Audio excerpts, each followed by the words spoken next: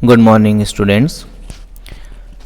छात्रों, पिछले वीडियो में हमने आर्थिक भूगोल का सामान्य परिचय, उनकी परिभाषाएं और आर्थिक भूगोल पढ़ने के उद्देश्य पर चर्चा की थी।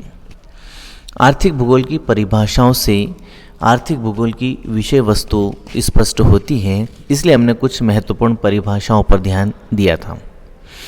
आज हम इस टॉपिक में ये समझने का प्रयास करेंगे कि आर्थिक भूगोल का नेचर कैसा है, आर्थिक भूगोल की प्रकृति कैसी है, उस पर हम आज बात करेंगे। तो मैं डॉक्टर आलोक जैन, श्री गोविंद गुरु गवर्नमेंट कॉलेज बांसवाड़ा से एक बार फिर आपका अपने इस यूट्यूब चैनल पर स्वागत करता हूं। और आज के हम अपने इस टॉपिक में आर्थिक भूगोल की प्रकृति को समझने का प्रयास करेंगे।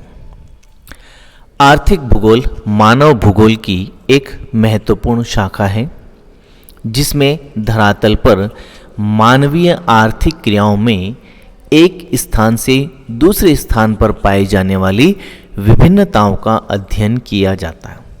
आर्थिक क्रिया मतलब मानव अपने जीविकोपार्जन के लिए, आर्थिक विकास के लिए जो भी कार्य करता है वो आर्थिक कार्य होते हैं। और एक क्षेत्र से दूसरे क्षेत्र में आर्थिक कार्यों में विभिन्नताएं पाई जाती हैं। तो किस तरह की विभिन्नताएं हैं, क्यों हैं, इन्हीं सभी बातों का अध्ययन आर्थिक भूगोल करता है। आर्थिक भूगोल में अलग अलग प्रकार की आर्थिक क्रियाओं के वितरण प्रतिरूप, अर्थात कहाँ कहाँ किस तरह की आर्थिक क्रियाएं हो रही हैं, उन कारकों और प्रक्रमों का अध्ययन होता है जो धरातल पर इन प्रतिरूपों की क्षेत्रीय विभिन्नता को प्रभावित करते हैं। तो ऐसे कौन से कारक हैं जो इनमें भिन्नता लाने का कारण बनते हैं, किन प्रक्रमों से ये भिन्नताएं आती हैं और किस तरह से क्षेत्रीय विभिन्नता को प्रभावित किया जाता है, उन्हीं सभी पहलुओं पर आर्थिक भूगोल प्रकाश डालता है। आर्थिक भूगोल में विभिन्न आर्थिक पक्षों और संगठनों का अध्ययन सम्मिलित है। तो कुल मिलाकर आप ये कह सकते हैं कि आर्थिक पक्ष और आर्थिक संगठन से संबंधित विभिन्न अध्ययन को हम आर्थिक भूगोल में पढ़ते हैं। ये एक फ्लो चार्ट मैंने बनाया है और इससे आप आर्थिक भूगोल के नेचर को और अच्छे से समझ सकते हैं। आर्थिक भूगोल की प्रकृति में हम 3 महत्वपूर्ण तत्वों को शामिल करते हैं। नंबर 1, उत्पादन के आधार तत्व। नंबर 2, प्रक्रम। और नंबर 3, उत्पादन प्रतिरूप। अब इन तीनों का आप थोड़ा सा समझ लीजिए, मैंने इसका वर्णन भी आगे किया है। उत्पादन के आधार तत्व कौन से हो गए, अर्थात वे तत्व जिनसे उत्पादन होता है। तो नंबर 1, प्राकृतिक संसाधन, और नंबर 2, जनसंख्या और दक्षता। अर्थात हमें यदि कोई उत्पादन करना है तो बिना प्राकृतिक संसाधनों के हम किसी भी वस्तु का उत्पादन नहीं कर पाएंगे। प्राकृतिक संसाधन कौन से हैं? ऐसे संसाधन जो हमें प्रकृति ने उपलब्ध करवाए हैं और जो हमारे लिए उपयोगी हैं। हम उन्हें किसी न किसी रूप में काम में ले सकते हैं, उपयोग में ले सकते हैं, वो प्राकृतिक संसाधन है। लेकिन वो प्रकृति की सीमा के अंदर रहकर ही हम उसका उपयोग कर पाते हैं। उसकी सीमाएं हैं कुछ, उनको हम लांघ नहीं सकते। दूसरा महत्वपूर्ण तत्व है जनसंख्या और उसकी दक्षता। अब उत्पादन के जो आधार तत्व हैं, इससे ये स्पष्ट होता है कि किसी क्षेत्र में कौन से प्राकृतिक संसाधन हैं, कौन से मानवीय संसाधन है और किस स्तर की उनमें कुशलता या दक्षता है कि वो इनका उपयोग कर सकें। तो आधार क्या हो गया?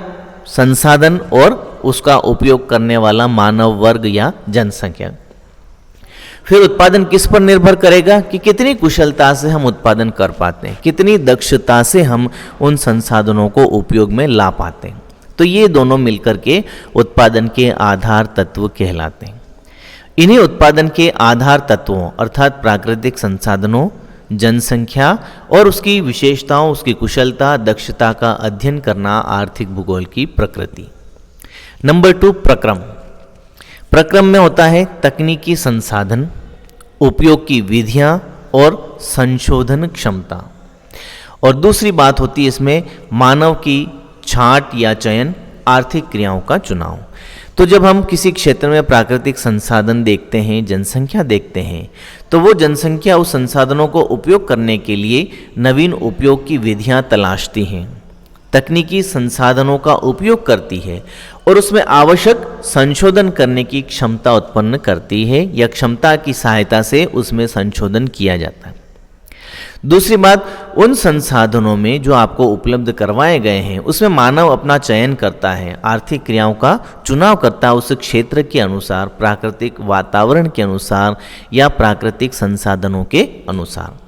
तो जिस क्षेत्र में जैसे संसाधन हैं उसके अनुसार वे नवीन उपयोग की विधियां, तकनीकी संसाधन और संशोधन की सहायता से आर्थिक क्रियाओं का चुनाव और उन्हें संपन्न करने का काम करते हैं। तो ये 2 पॉइंट प्रक्रम के अंतर्गत आते हैं। ठीक है, इन्हीं प्रक्रमों का हम अध्ययन आर्थिक भूगोल में करते हैं।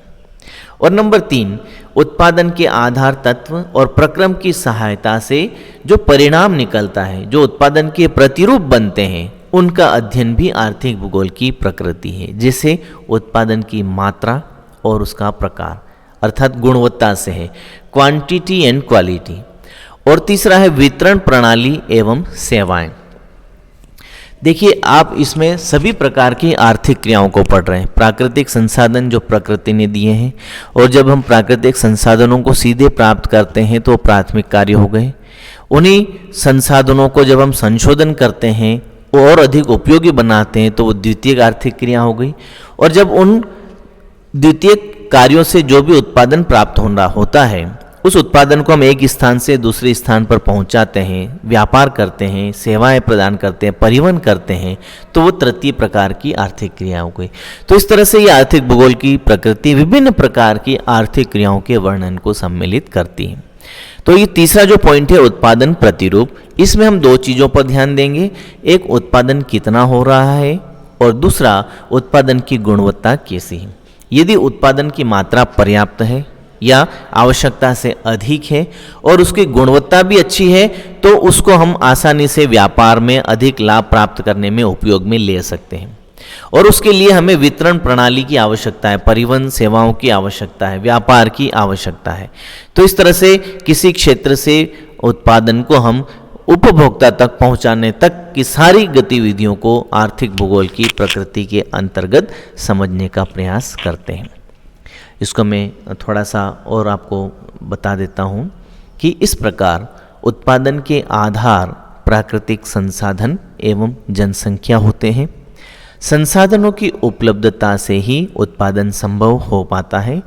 केवल क्रियाशील जनसंख्या जो आर्थिक कार्यों में संलग्न है उत्पादन का कारक है। क्रियाशील लोगों की कार्यक्षमता भिन्न भिन्न होती है। उत्पादन की प्रक्रिया में तकनीकी ज्ञान और मानवीय छांट या चयन का महत्व होता है। कोई भी तत्व या वस्तु तभी संसाधन बनती है जब इसके उपयोग की तकनीकी का विकास होता है। इस तकनीकी में सुधार से उत्पादन बढ़ता है। उत्पादन की मात्रा और उसकी गुणवत्ता पर उत्पादन प्रतिरूप निर्भर करते हैं और अधिक उत्पादन होने से उसका व्यापार में उपयोग होता है। अतः इस संपूर्ण प्रक्रिया का अध्ययन करना आर्थिक भूगोल की प्रकृति में शामिल है। ये सारी चीज़ें जो भी आपको मैंने उस फ्लो चार्ट में समझाई थी उसी को मैंने सारांश के रूप में लिख कर बताया है। धरातल पर मानव अपने अस्तित्व हेतु विभिन्न क्रियाकलाप करता है, आर्थिक क्रियाएं या आर्थिक गतिविधियां करता है। अपनी आवश्यकताओं को पूरा करने के बाद विकास हेतु और अधिक लाभ प्राप्ति हेतु किए जाने वाले कार्य आर्थिक कार्य के अंतर्गत आते हैं। कहने का मतलब हम अपनी आवश्यकताएं पूरे करने के बाद जो अतिरिक्त लाभ कमाते हैं वो आर्थिक कार्य के अंतर्गत आते हैं। जीवन की गुणवत्ता में वृद्धि और समृद्धि हेतु किए गए कार्यों को आर्थिक कार्य कहते हैं। ठीक है, और इन्हीं आर्थिक कार्यों का वर्णन आर्थिक भूगोल में सम्मिलित है। आर्थिक भूगोल की प्रकृति में निरंतर परिवर्तन होता रहा है। मानव वातावरण के साथ समायोजन करते हुए विभिन्न आर्थिक गतिविधियां संपन्न करता रहा है। पहले प्राथमिक कार्य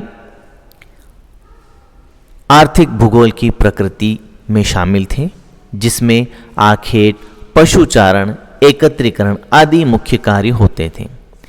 ये सभी आर्थिक क्रियाएं ऐसी क्रियाएं हैं जो प्रकृति द्वारा नियंत्रित थी, जिन्हें प्रकृति प्रभावित करती थी। धीरे धीरे इन कार्यों में परिवर्तन आया और मानव ने अपने महत्व को बढ़ाया।